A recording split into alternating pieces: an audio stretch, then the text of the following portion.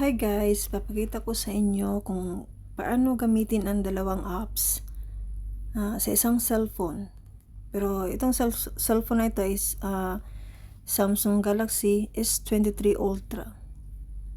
So papakita ko sa inyo, punta tayo ng YouTube. Ayan, YouTube. So ito papanoorin natin. Need a ride? Take Taxia. Fast and affordable rides at the tap of a button. Set your destination. Yung YouTube. Your driver arrives in minutes. Ganyan, floating.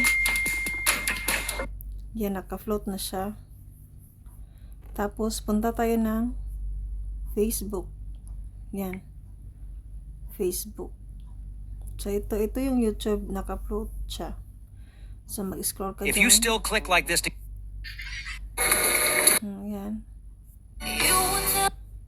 Tsaka yung itong YouTube, i-on natin.